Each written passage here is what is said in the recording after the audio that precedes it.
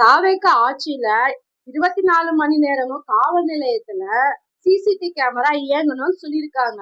இது ரொம்ப வரவேற்கக்கூடிய ஒரு விஷயமா இருக்கு.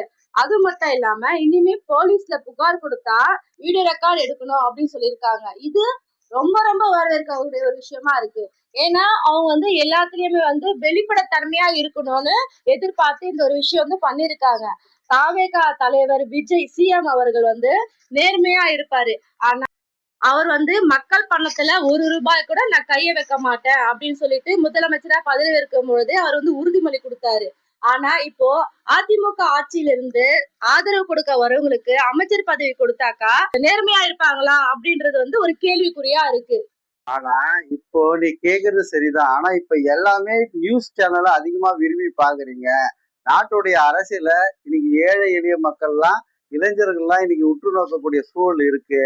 அதனால இன்னைக்கு அதிமுக இருந்து ஆதரவு கொடுத்து விஜய்க்கு, ஆனா ஏற்கனவே விஜய்க்கு போதுமான மெஜாரிட்டி இருக்கு அப்படின்னு சொல்ல அதிமுக வாலண்டரியா கொடுத்து அவங்களுக்கு 8 அமைச்சரவை கேட்கிறாங்க. அதுல பாத்தீங்கன்னா குட்கா ஊழல் எல்லாமே ஊழல்வாதிங்க தான். இவங்கெல்லாம் அமைச்சரவையில வந்தா விஜய் மட்டும் நேர்மையா இருந்தா போதாது. அவங்க அமைச்சரவையும் அவங்க ஆட்சியும் நேர்மையா இருக்கணும்னா அதுக்கு நேர்மையான ஆட்கள் தான் தேவை. ஆனா இது மாதிரி ஊழல்வாதிகளுக்கு அமைச்சரவை கொடுத்தா விஜய் எப்படி நேர்மையான ஆட்சி கொடுக்க முடியுன்ற ஒரு கேள்வி எல்லார் மனசுலயும் இருக்கு.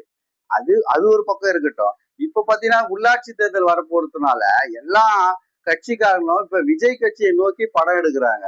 அங்க போய் சேர்ந்து ஒரு கவுன்சிலர் ஆயிடலாம், வாரிய தலைவர் ஆயிடலாம், இதாயிடலாம் ஒரு கனவுல எல்லா கட்சிக்காரும் ஒரு பெரும் பணத்தை வச்சுட்டு அங்க விஜய் கட்சிக்கு போக சொல்லும்.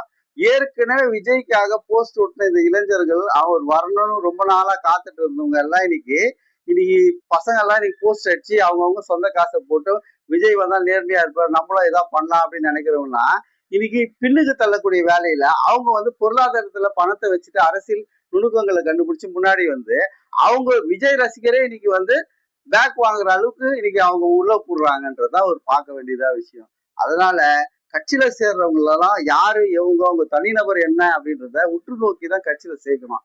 இன்னைக்கு ஒரு முதலமைச்சரா இருந்து கூட இன்னைக்கு பாத்தீங்கன்னா இன்னொரு கட்சியில போய் பதவிக்காக போனவங்க எல்லாம் நிறைய பேர் இருக்காங்க. ஆனா அதனால நிர்வாகத்துல நேர்மையா இருக்கவங்கள நீங்க அட்வைஸ் பண்ணி இது மாதிரி கட்சியில சேர்த்தீங்கன்னா நல்ல ஒரு நிர்வாகத்தை நீங்க கொடுக்கலாம் அப்படின்ற ஒரு நம்பிக்கை இருக்கு.